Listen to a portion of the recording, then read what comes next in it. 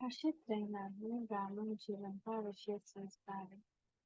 सदा हर्षित रहने के लिए कौन सी सहज युक्ति है?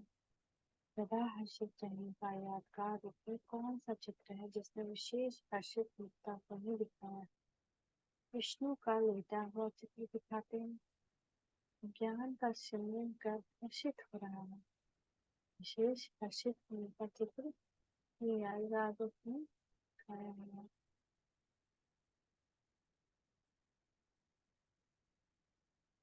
विष्णु अर्थात युगल।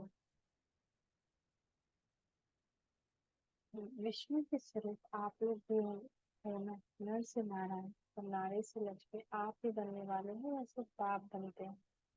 नर और नारी दोनों ही जो ज्ञान का सिमरन करते हैं वह ऐसे हर्षित रहते हैं। तो हर्षित रहने का साधन क्या है? ज्ञान का सिमरन करना। जो जितना ज्ञान का सिमरन करते हैं वो उतना ही हर्षित रहते हैं।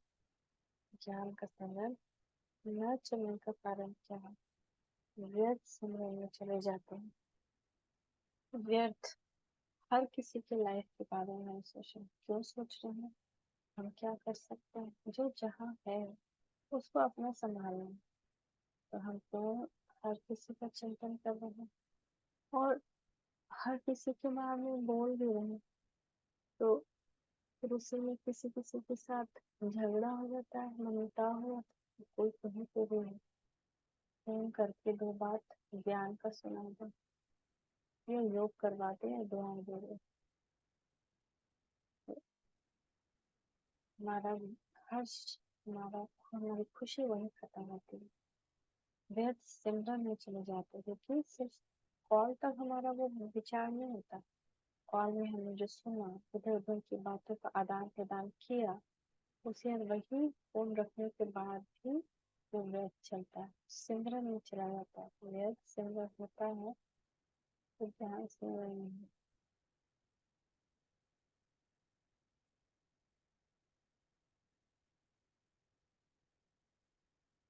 अगर बुद्धि सदा ज्ञान के सिमरन में तत्पर रखो तो सदा हर्षित रहेंगे।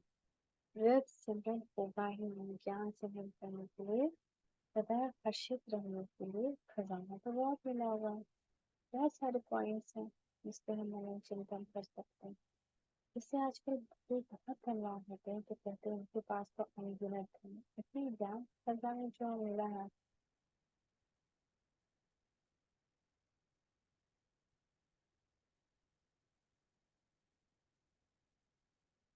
तो ऐसे ही ज्ञान का जो खजाना मिला हुआ है वो गिनती कर सकते हैं कितना खजाना दिया है। पूरा व्यक्त मुरली, साकार मुरली, पिछला भी पढ़ सकते हैं, अगला भी पढ़ सकते हैं। तो इतना अनगिनत होते हुए भी छोड़ क्यों देते हैं? कोई कमी के कारण ही उस चीज का ना होना संभव होता है, लेकिन कमी न होते हुए चीज ना हो वो तो नहीं होना चाहिए। ज्ञान के खजाने से वो बातें ज्यादा अच्छी लगती है क्या? जैसे समझते हो कि ये बहुत समय की आदत पड़ी है इसलिए ना चाहते भी आ जाता है। तो अब ज्ञान का सिमरन करते हुए कितना समय हुआ? संगम का एक वर्ष भी कितने के बराबर है? तो एक एक पल, एक एक सेकंड कम से कम 10-20 वर्ष के बराबर है आने वाला। तो संगम का एक वर्ष भी बहुत बड़ा है। इस हिसाब से देखो तो यह भी बहुत समय की बात हुई। जैसे बस वह बहुत समय के।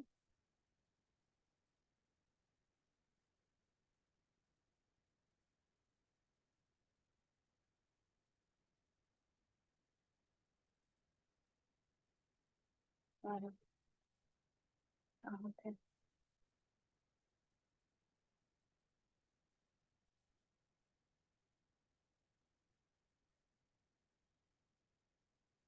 तो इस हिसाब से देखो तो यह भी बहुत समय की बात हुई है। तो जैसे वह बहुत समय संस्कार होने के कारण न चाहते भी वो संस्कार क्या होता है, स्मृति में आ जाता है। जहाँ बोलना नहीं चाहते हैं ज्यादा बोल देते हैं, जहाँ इग्नोर करना है वहां भी हम घुस पड़ते हैं। तो यह भी बहुत समय की स्मृति नेचुरल क्यों नहीं रहती? जो नई बात और ताजी बात होती है वो तो और ही ज्यादा स्मृति में रहनी चाहिए क्योंकि प्रेजेंट है ना। वो तो फिर भी पास्ट है, तो प्रेजेंट की बात है, फिर पास्ट क्यों याद आता है? जब पास्ट याद आता है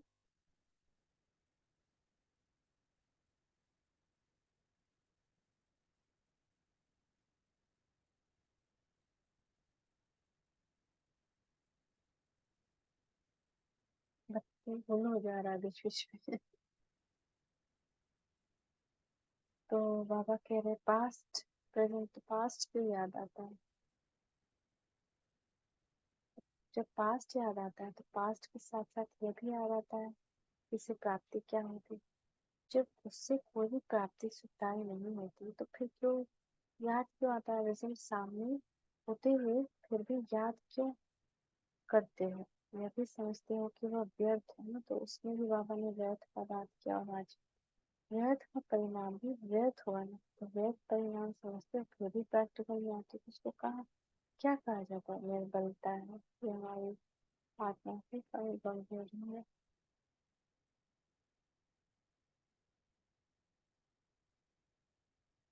अब तक निर्बल हो क्या? अथॉरिटी वालों की निशानी क्या होती है? उसमें विल पावर होती है, वो चाहे जो चाहे वो कर सकता है, करा सकता है, इसलिए कहा जाता है ये अथॉरिटी वाला। बात जो अथॉरिटी दी है वो अभी प्राप्त नहीं की क्या? मास्टर ऑलमाइटी अथॉरिटी हो।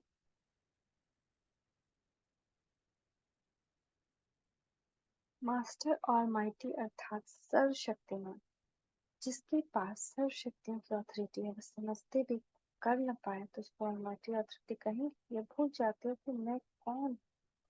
ये तो स्वयं की पोजीशन है ना, तो क्या आप अपने आप को भूल जाते हो? असली को भूल नकली में आ जाते हो? जैसे आजकल अपनी सूरत के बजाय अपनी सूरत को भी भूलते हैं।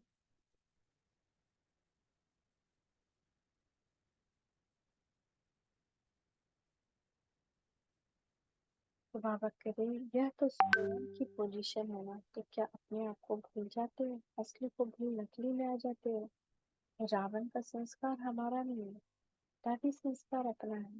तो जैसे आजकल अपनी सूरत को नकली बनाने का फैशन है, कोई ना कोई श्रृंगार करते हैं, उसमें असलियत छिप जाती है, इसको कहते हैं आर्टिफिशियल आंसू श्रृंगार। अगर मेरे भारत देवता, अगर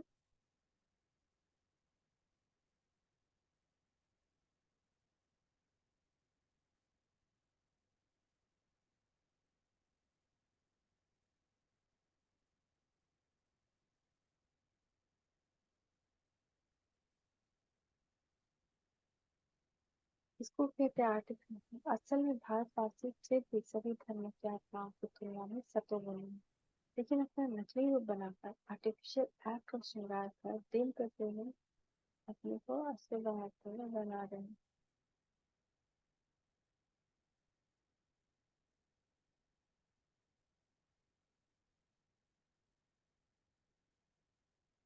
इसलिए बाबा कहते हैं कि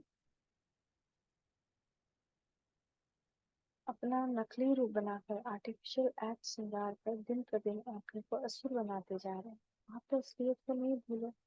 असलियत भूलने से ही आसुरी संस्कार आते हैं। जब हम भूल जाते हैं कि हम कौन है, अपने आप को हम जो है नहीं वो समझते हैं। वैसे हम रियल माँ नहीं है, रियल वाइफ नहीं है, वो तो एक्टिंग कर रहे हैं, लेकिन रियल में क्या है? आत्मा।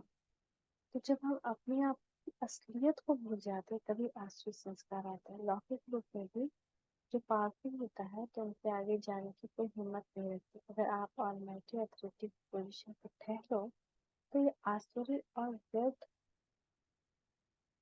संस्कार हिम्मत नहीं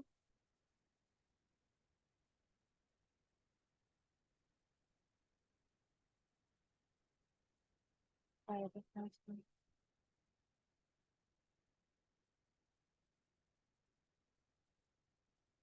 तो अपनी पोजीशन से क्यों उतरते हो? संगम युग का असली संस्कार है जो सदा नॉलेज देता और लेता रहता है, उसको ज्ञान स्मृति में रहेगा तथा सदा हर्षित रहेगा। ब्राह्मण जीवन के विशेष संस्कार ही हर्षित करने के हैं, फिर इसे दूर हो जाते हैं। अपनी चीज को कभी छोड़ा जाता है क्या? ये संगम की चीज अपनी है, अब वो माया की चीज है जो संग दोष से ले ली ना, अपनी चीज है दिव्य गुण। ये चीज का पोजीशन छोड़ देती है।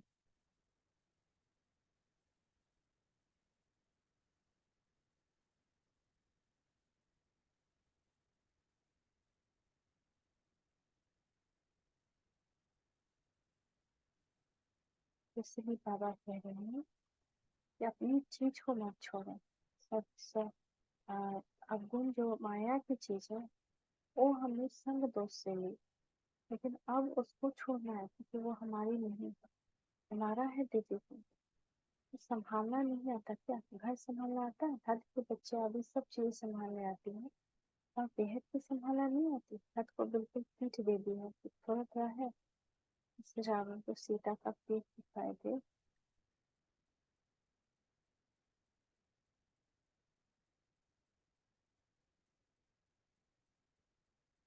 जैसे रावण को सीता की पीठ दिखाते हैं, ऐसे ही हद को पीठ दे दी। फिर उनके सामने तो नहीं होंगे कि वहां जाकर कहेंगे तो।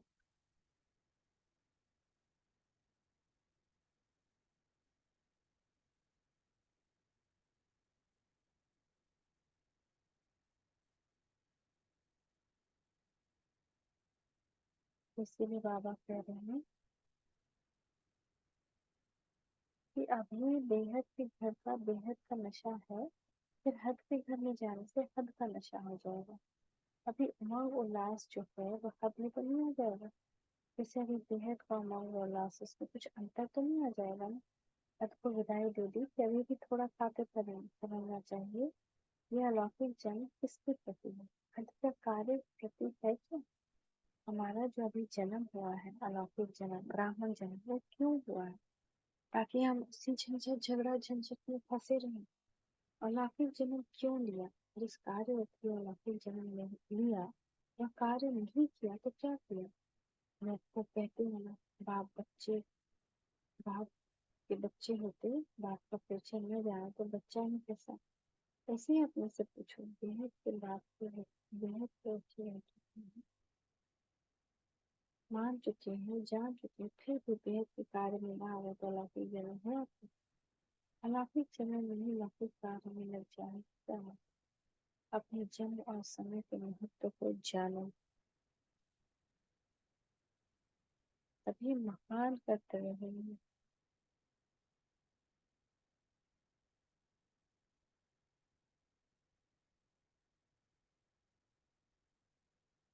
अलौकिक जन्म,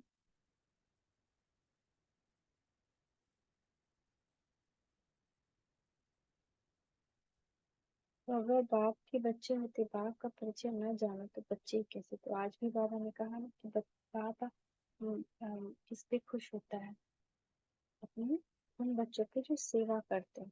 ऐसे ही अपने से पूछो, बेहद के बाप के बेहद के बच्चे बन चुके, मान चुके, जान चुके, फिर भी बेहद के कार्य में नहीं आ रहे तो अलौकिक जन्म हुआ क्या? अलौकिक जन्म में ही लौकिक कार्य में लग जाए तो क्या फायदा होगा? आप ब्राह्मण जीवन है और आप बस खाने पीने खिलाने नहीं, तो क्या फायदा है इस अलौकिक जीवन का? अपने जन्म और समय के महत्व को जानो, तभी महान कर्तव्य कर सकते। गैस के गुब्बारे नहीं बनना। और बहुत अच्छा लगता है आपको और बताती हूँ।